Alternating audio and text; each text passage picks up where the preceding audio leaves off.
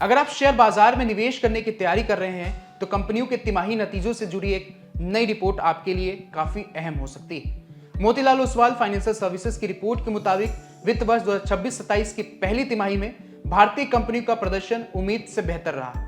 Nifty 50 कंपनियों का कुल प्रॉफिट पिछले साल की इसी तिमाही के मुकाबले 18% बढ़ा है। यह पिछले 10 तिमाहियों में सबसे तेज प्रॉफिट ग्रोथ है। खास बात यह है कि ब्रोकरेज ने सिर्फ 10% ग्रोथ का अनुमान लगाया था, यानी कंपनियों ने उम्मीद से करीब दोगुना बेहतर प्रदर्शन किया है। आइए समझते हैं कि इस रिपोर्ट में क्या खास है और निवेशकों के लिए इसका क्या मतलब है।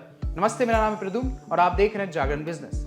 मोतीलाल ओसवाल की रिपोर्ट में शामिल 19 सेक्टर की कंपनियों ने उम्मीद से बेहतर नतीजे दिए हैं। इसमें बैंक और दूसरी वित्तीय कंपनियां, मेटल, ऑयल एंड गैस और ऑटो कंपनियों का सबसे बड़ा योगदान रहा। इसके अलावा केमिकल, टेक्सटाइल, रियल एस्टेट कंपनियों ने भी बाजार की उम्मीद से बेहतर प्रदर्शन किया।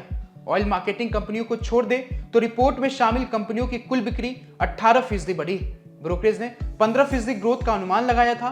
कुल प्रॉफिट 22% बढ़ा है, जबकि अनुमान 15% का था। ऑयल मार्केटिंग कंपनियों का प्रदर्शन काफी कमजोर रहा। इन कंपनियों को पहली तिमाही में कुल करीब 18,100 करोड़ रुपए का नुकसान हुआ।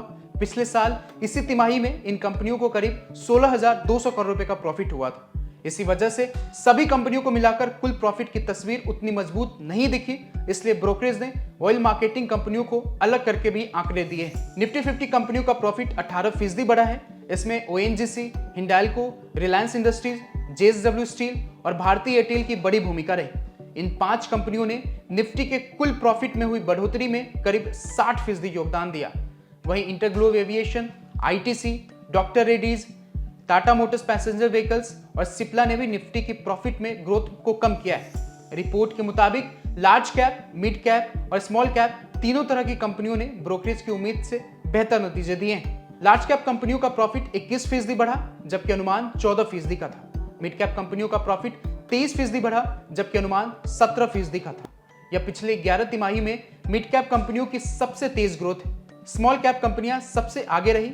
इनका प्रॉफिट 31% बढ़ा है, जबकि ब्रोकरेज ने 22% ग्रोथ का अनुमान लगाया था। इसकी एक वजह लो बेस इफेक्ट है, यानी पिछले साल अगर प्रॉफिट बहुत कम था तो इस साल थोड़ी बढ़ोतरी भी प्रतिशत बहुत बड़ी दिखाई दे सकती।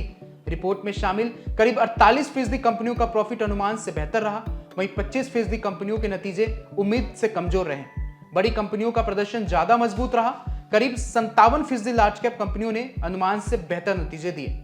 मिड कैप में यह आंकड़ा 39% और स्मॉल कैप में 48% रहा। ब्रोकरेज ने वित्त वर्ष 2026-27 के लिए 130 कंपनियों के प्रॉफिट अनुमान में 3% से ज्यादा की बढ़ोतरी की है। मोतीलाल ओसवाल ने वित्त वर्ष 2026-27 के लिए निफ्टी की प्रति शेयर कमाई यानी ईपीएस का अनुमान 0.6% बढ़ाकर 1,232 रुपए कर दिया है। वित्त वर्ष 2027-28 के लिए ईपीएस का अनुमान भी 0.3% बढ़ाकर 1,425 रुपए किया गया है। ईपीएस का मतलब कंपनी की कुल कमाई में हर शेयर के हिस्से से।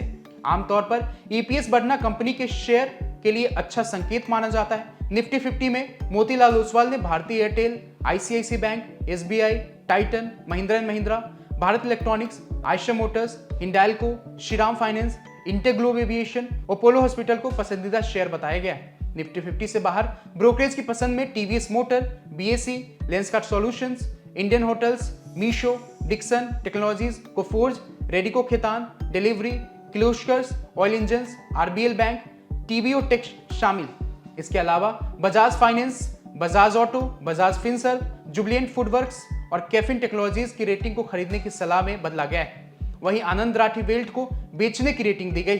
कुछ दूसरे शेयरों की रेटिंग खरीदने से घटाकर न्यूट्रल की गई है। इस रिपोर्ट से सबसे बड़ी बात यह सामने आती है कि भारतीय कंपनियों की कमाई में अच्छी ग्रोथ देखने को मिली और कई कंपनियों के प्रॉफिट अनुमान भी बढ़ाए गए, लेकिन यह ग्रोथ हर कंपनी के लिए एक जैसी नहीं है।